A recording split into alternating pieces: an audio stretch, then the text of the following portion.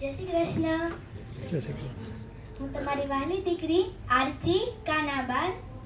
મેં આ વેકેશનમાં એક બુક્સ વાંચેલી જેનું નામ છે જનનાયકોના પ્રેરણાત્મક જીવન પ્રસંગો અને તેના લેખક છે શ્રી ડૉક્ટર વિજયભાઈ ઠક્કર. તો એમાંનો મારે તમને આજે ટોપિક કહેવો છે.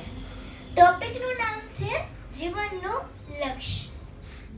જીવન કેવું જીવવું અને જીવનની સફળતાનો પાયો બાળપણ છે. બાળપણથી જ આપણે જે લક્ષ્ય તરફ આગળ વધીએ છીએ ત્યારે આપણી નજર એકલવ્ય જેવી બને છે અને આપણી બુદ્ધિ અને જ્ઞાનમાં વધારો થાય છે અને આપણે આપણું જીવન લક્ષ્ય નક્કી કરી શકીએ છીએ. આપણે કહીએ છીએ ને કે છોડ નાનો હોય ત્યારે તેને જે પ્રમાણે હવા, પાણી અને સૂર્યપ્રકાશ મળે તેવો જ તે આધાર પામે છે. આવું માનવ જીવનમાં પણ બને છે. કોઈ વ્યક્તિ સફળતા મેળવે છે અને મહાન બની જાય છે.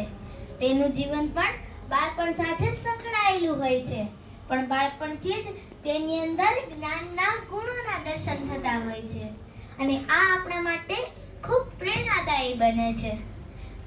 તો ચાલો આજે આપણે એક શખ્સિયતની બાળ જીવન પર નજર કરીએ. એક બાળકી ખૂબ જ નાની હતી, તેથી તે જિજ્ઞાસા દ્રષ્ટિએ બધું જોઈ રહેતી હતી.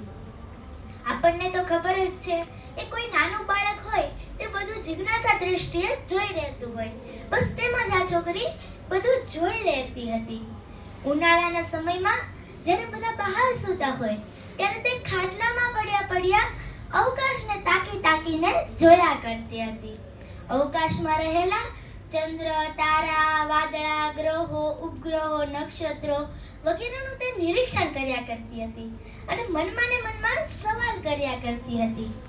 સમય જતા ધીરે ધીરે તેને અવકાશ વિશે થોડી વધુ જાણકારી થઈ અને તેણે તે જ ઉંમરે નક્કી કરી લીધું કે મારે એકવાર અવકાશમાં જરૂરથી જવું છે.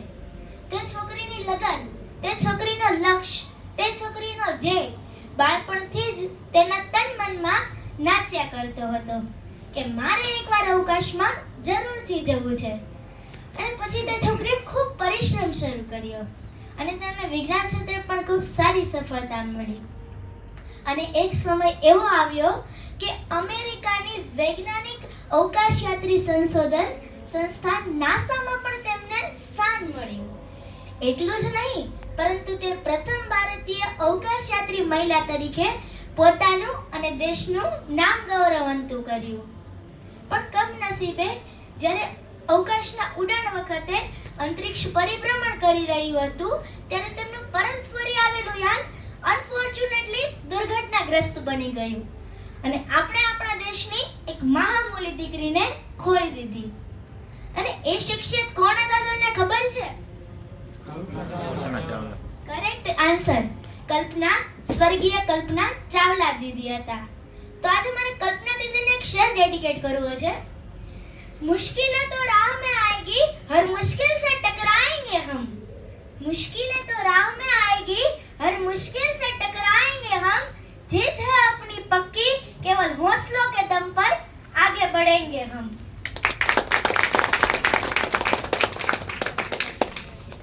જોરદાર તાળીઓથી વધાવી આરતી બેન.